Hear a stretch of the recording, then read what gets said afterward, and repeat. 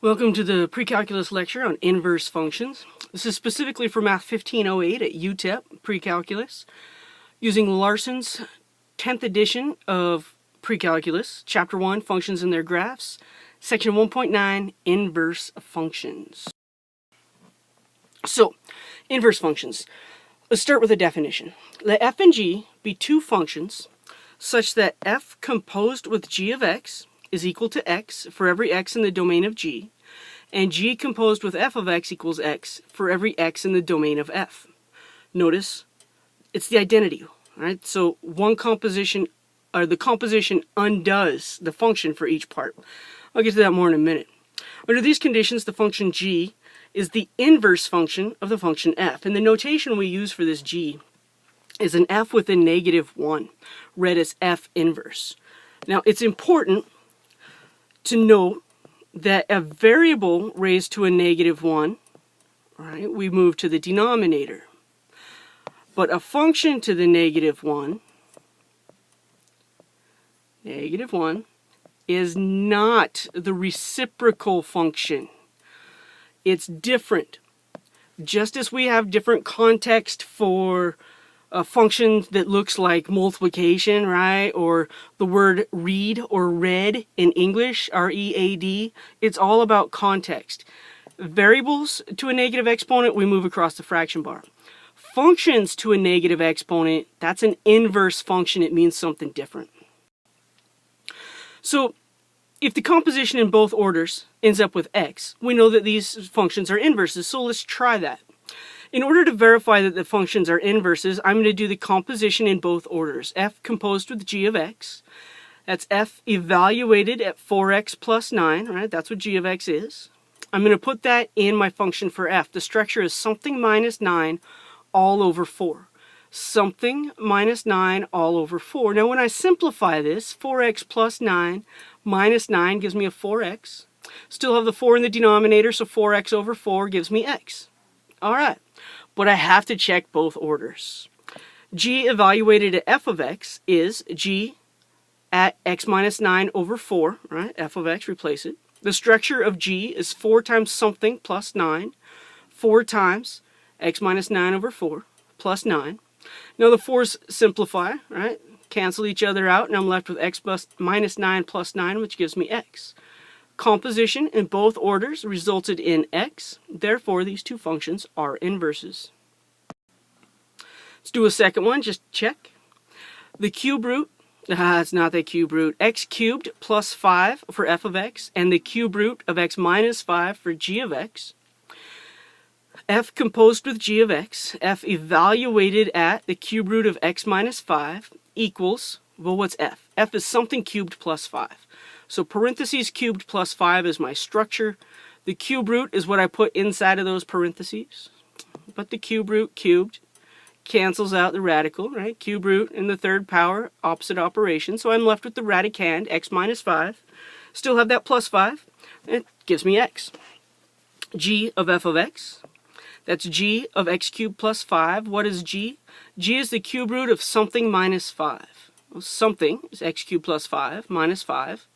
Gives me the cube root of x cubed, and once again, cube root and x cubed, opposite operations, give me an x. If you need a review of composition of functions, please check my lecture. It's section 1.8 for combinations of functions. Combinations of functions will help you remember how to do composition if you haven't read that, watched that one yet.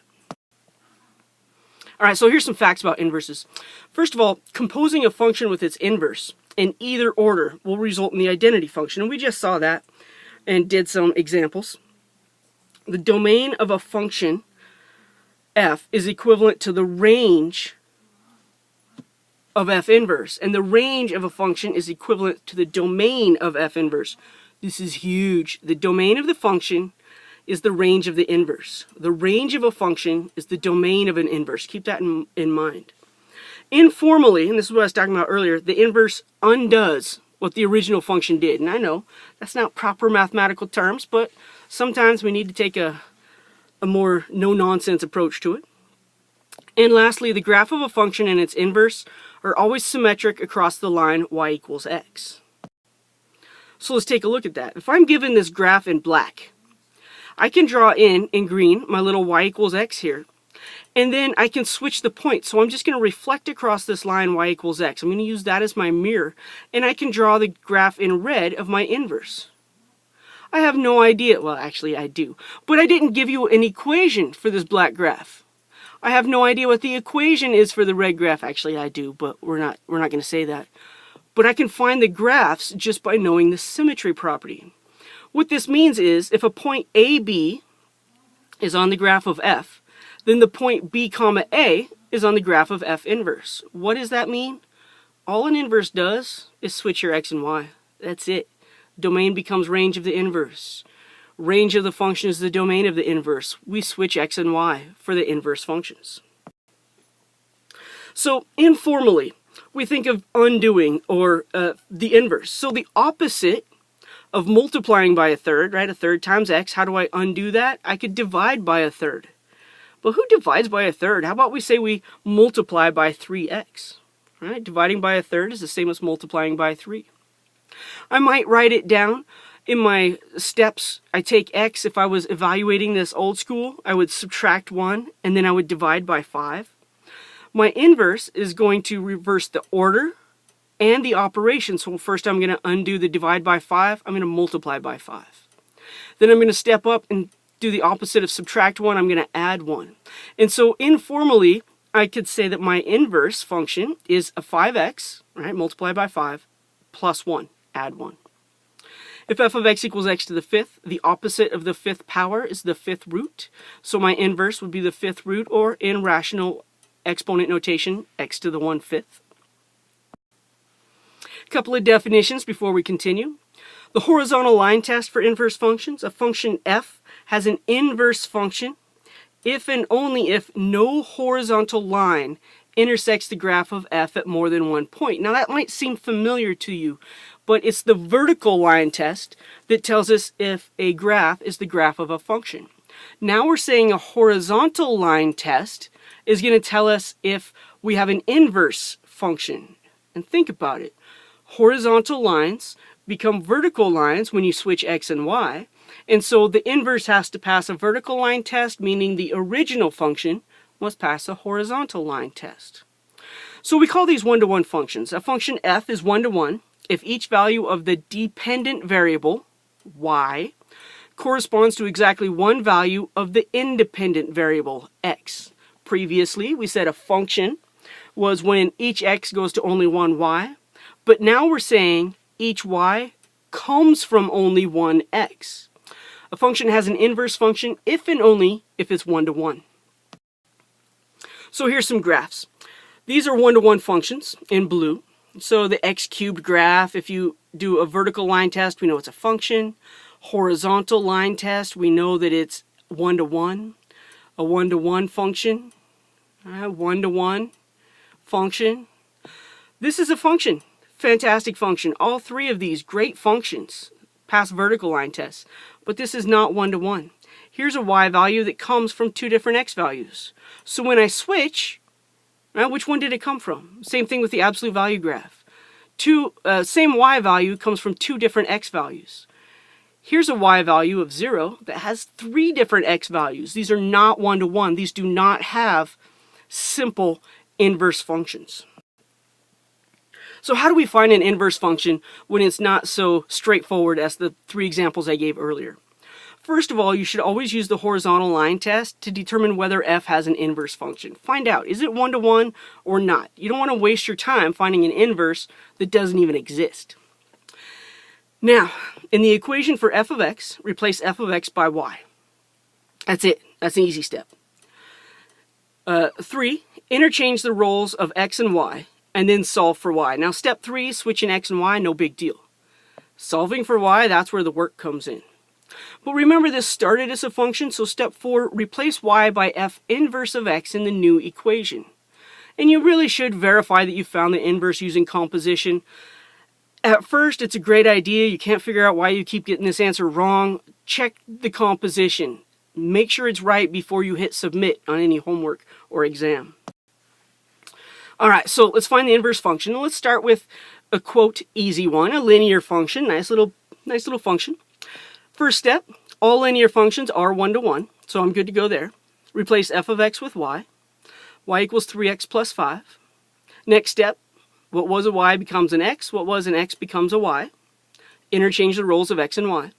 Now I want to solve for y, so I'm going to subtract 5 and then divide both sides by 3. I'm going to be lazy. I'm not going to divide everything by 3. I'm going to divide both sides by 3 and just leave it in a fraction form. Last step, replace y by f inverse of x. F inverse of x is x minus 5 over 3, and we can always check it informally. The original function took x, multiplied by 3, and then added 5. Now we know the inverse does the opposite operation in the opposite order. So we subtract 5 and then divide by 3. Informally, it looks good, but to formally check if you have the right inverse, you should do the composition. Number 2, 3x plus 4 all over 5. First, we're going to replace f of x with y. And then we're going to interchange x and y, interchange the roles. What was an x becomes a y. What was a y becomes an x. If I'm solving x equals 3y plus 4 over 5, my first step is going to be multiply both sides by 5, so I can cancel my denominator. On the right, 3y plus 4. On the left, 5x. Solving for y, I'm going to subtract 4 from both sides. Divide both sides by 3 to get the y isolated.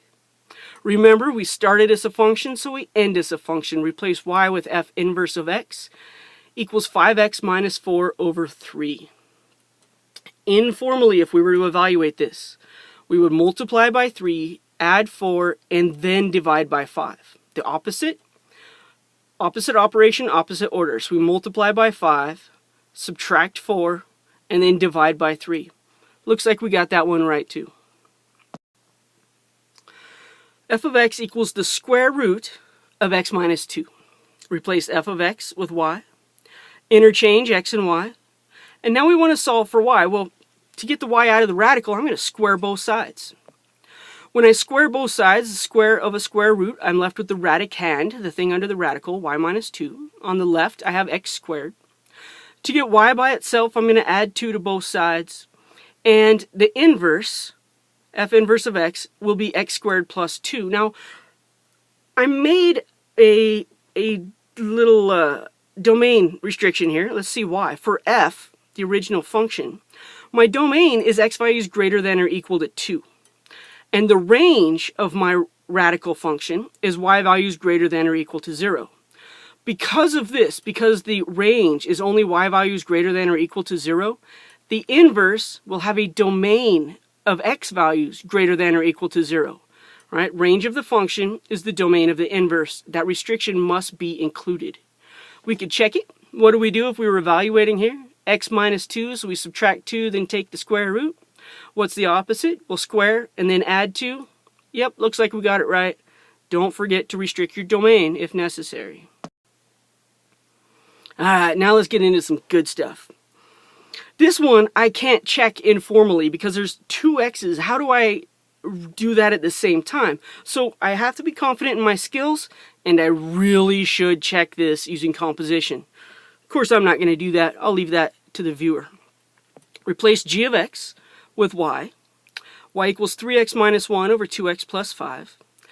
What was a y becomes an x. What was an x becomes a y. If x equals 3y minus 1 over 2y plus 5, then to solve for y, I'm going to multiply both sides by 2y plus 5. In general, if I'm solving an equation that has a denominator, I'm going to multiply by that denominator on both sides so I can cancel it and not have to deal with a fraction. On the right side, I keep 3y minus 1. On the left side, 2y plus 5 times x, which I am going to distribute. 2xy plus 5x equals the 3y minus 1, coming from this bottom row, distributing.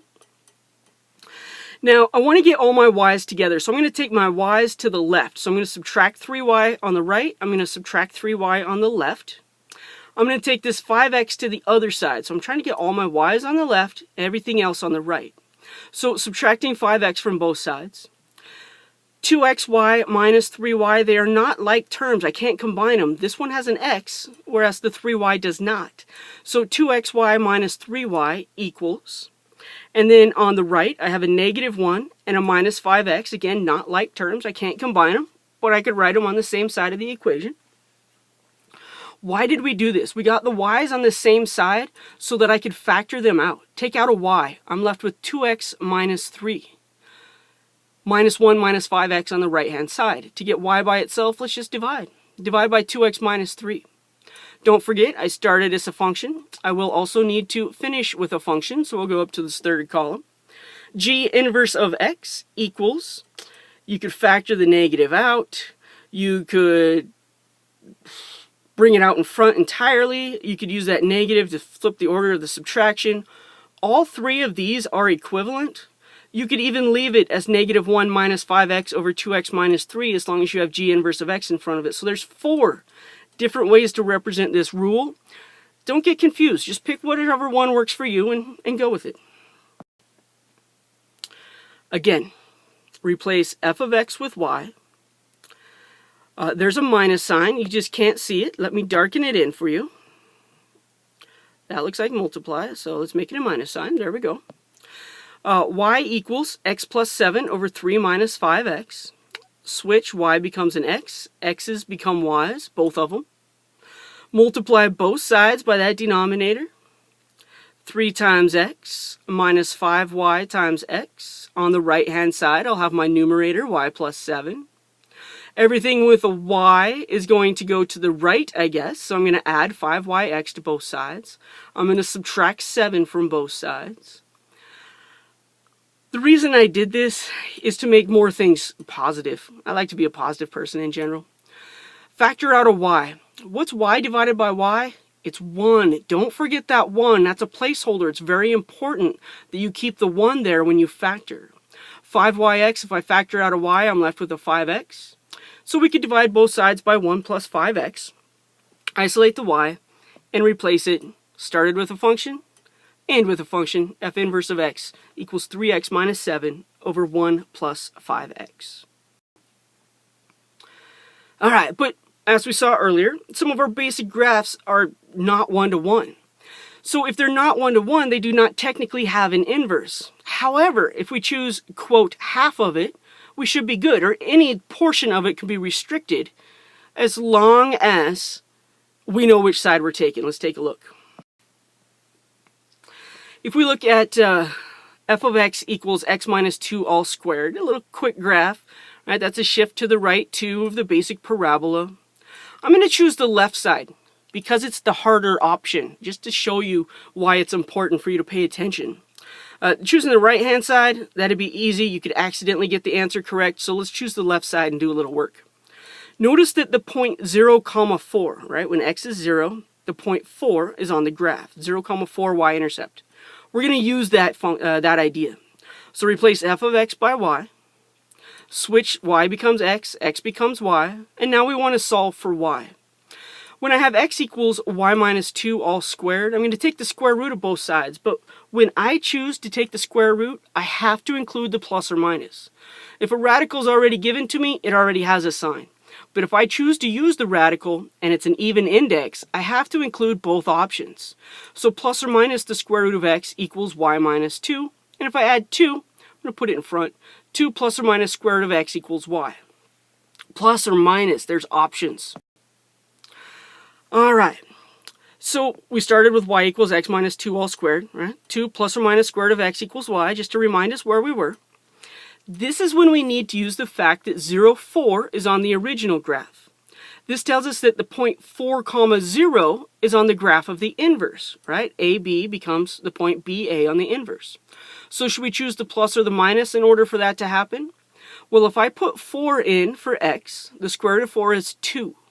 I want an output of 0, so I'm going to use 2 minus 2 to get 0, and that tells me that I choose 2 minus the square root of x for my function, my inverse function, and not the addition. All right, it's subtraction on this one. Last example, if we take f of x equals the absolute value of x plus 5, this is a V-shaped graph that's moved to the left 5 units, quick graph. It's not one-to-one. But if I restrict the domain for x values greater than or equal to negative 5, I can just choose this piece of it. When x is greater than or equal to negative 5, if I ignore this portion entirely, It's a linear function. It's just y equals x plus 5. Of course, we're on a restricted domain, but that's all it is. It's just a function. Switch x and y. X equals y plus 5. Solve for y. Subtract 5. On a restricted domain, f inverse of x equals x minus 5, we will have our graph. These are for x values greater than or equal to 0 because the original range was greater than or equal to 0. So now over here, my domain will be x is greater than or equal to 0. Inverse functions. Fun stuff.